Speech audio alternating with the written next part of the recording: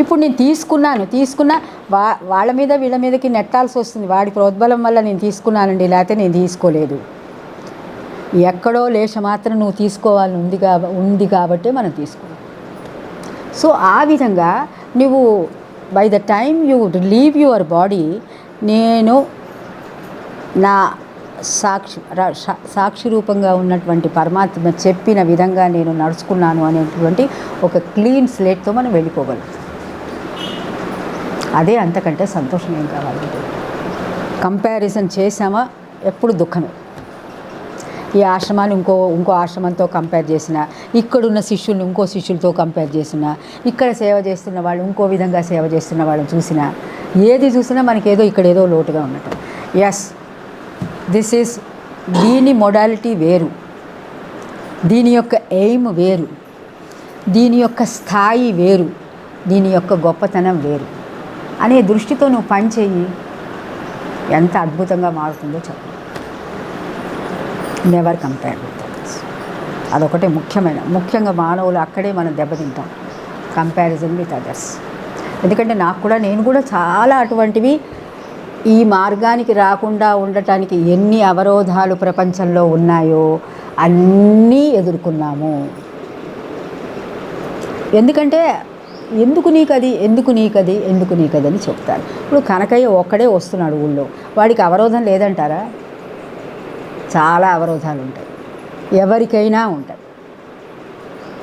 కానీ నీకు ఏదో ఒక ఆనందం లేనిది వాడు ఇక్కడికి రాడు కదండి. ఏదో something which he likes is here. So కాబట్టి దాన్ని మనం పట్టుకోవాలంతే. దాన్ని పట్టుకుని పక్కవాళ్ళు ఏదో చెప్తారు, అంత దూరం ఎందుకు పోతావు, అక్కడ ఏమున్నది, అది వదిలేయమంటున్నారు, ఇది వదిలేయమంటున్నారు, నువ్వు సంఘానికి వ్యతిరేక, ఇంకా ఇవన్నీ చాలా వస్తాయి. ఆ లిస్టు అది అనంతమైన లిస్టు, అది మనం పట్టించుకో. ఓకే, ఇంకా ఆనందం, బ్రహ్మానందమే గురుచరణం అనేది అది కేవలము ఆ ఆధ్యాత్మిక ఆనందం. ఇది నీకు చెప్పింది ఇప్పుడు భౌతికమైన విషయంగా. ఈ బ్రహ్మానందం అనేది the more you are into it, the more sadhana, the more దానికి సాధన తప్పితే వేరే ఆల్టర్నేటివ్ లేదు.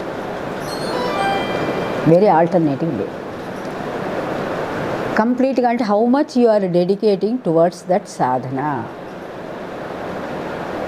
ఆ dedication of your time, your energies and your thinking, ఎంతగా నీవు దాంట్లో లీనమైపోతున్న కొద్దీ అంతగా నీకు ఆనందం అందులో దొరుకుతుంది. ఆ ఆనందము ఈ భౌతికమైన ఆనందాలతో కంపేర్ చేయటానికి వీలు లేదు. ఈ భౌతికమైనవన్నీ కూడా దాన్ని ఆనందం అనరు, సంతోషం అంటారు. అంటే temporary, for some time you will be happy, afterwards it will. So కాలుతుందా? లేదు కదా. సో ఆ విధంగా రెండు రకాలు. అంటే ఈ మార్గంలో అత్యంత అద్భుతమైనటువంటి జ్ఞానులు చెప్పినటువంటి పరమానందం పొందాలంటే ఫస్ట్ భౌతికంగా డోంట్ కంపేర్ విత్ అదర్స్. ఇప్పుడు ఆశ్రమంలోని ఇంతమంది ఉన్నారు కదా, ఒక్కొక్కళ్ళది ఈ ఆశ్రమంలో ఉన్నటువంటి అనుభవము ఒక్కొక్కళ్ళది ఒక్కొక్క రకంగా ఉంటుంది. కొంతమందికి దుఃఖభాజనంగా ఉండొచ్చు, కొంతమందికి సంతోషంగా ఉండొచ్చు, కొంతమందికి అల్టిమేట్ ఇదే ఇంతకంటే అద్భుతమైనది లేదని అనుకోవచ్చు, కొంతమంది బాబో ఇది నరకప్రాయం అని కూడా అనుకోవచ్చు కదా.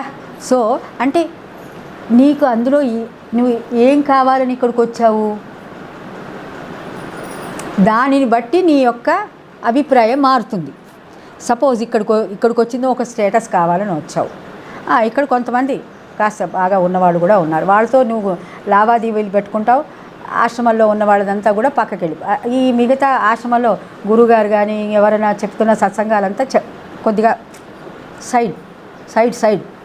సో అలాగే ఒక్కొక్కళ్ళు కొన్ని నేర్చుకోవటానికి, లేకపోతే కొంత తన స్థాయిని పెంచుకోవటానికి ఇలా ఇప్పుడు డబ్బు ఇందులో అంటే ఇవన్నీ కూడా తప్పు కాదు. ఎందుకంటే కృష్ణుడే చెప్తాడు, ఆర్తి, అర్ధార్థి, జ్ఞాని, జిజ్ఞాసు. దేని ప్రకారమైనా నువ్వు రావచ్చు, తప్పు లేదు. డబ్బు కోసం కూడా రావచ్చు, there is nothing wrong. Aarti, Aarti అంటే ఎస్, నీకు దైనందికంగా నడవటానికి ఎవ్రీథింగ్ ఇంధనం కావాల్సిందే, డబ్బు కావాల్సిందేనండి. డబ్బు లేనిది ఎట్లా కావాలి. సో దానికోసం ఆశ్రమానికి రావచ్చు, తప్పు లేదు. ఆర్తి కాదు, ఆర్తి అంటే కష్టంలో ఉన్నవాళ్ళు, అరే ఒక మొక్కుతారు గురుగారికి వచ్చి, ఇది నాకు వస్తే నీ దగ్గరకు వస్తానని. సో కష్టంలో ఉన్నవాళ్ళు ఆశ్రమానికి రావచ్చు. అర్ధార్థి, డబ్బు కోసం అంటే ఈ సేవలు చేసినందుకు నాకు ఏదైనా మంచిగా ప్రతిఫలం, అర్ధార్థి రావచ్చు. జ్ఞాని, జ్ఞాని అంటే ఏంటి, ఇక్కడ 4 మాటలు నేర్చుకుంటాం. త్రిగుణాలంటే ఏమిటి, శరీరం అంటే ఏంటి, అండపిండ బ్రహ్మాండం అంటే ఏమిటి, త్రిగుణాలంటే ఏమిటి, ఇలా రకరకాలు ఏవో ఉన్నాయి. ఈడా పింగళ సుషుమ్న అంటే ఏమిటి, ఇలాంటి జ్ఞానం కొంత ఇక్కడ మనం మిగతా చోట్ల చెప్పనివి ఇక్కడ చెబుతాం. ఇవి మనం బయట మాట్లాడినప్పుడు ఏమవుతుందంటే నీకు ఒక స్టేటస్ వస్తుంది. జిజ్ఞాసులు అంటారు వాళ్ళని. అంటే ఇక్కడ తీసుకెళ్ళి అక్కడ చెబుతూ ఉంటూ చలామణి అవ్వచ్చు మనం, అది కూడా ఒక లాభమే ఇక్కడ. ఇకపోతే జిజ్ఞాసువా, జ్ఞానం అంటే ఇందులో ఉండేటండి.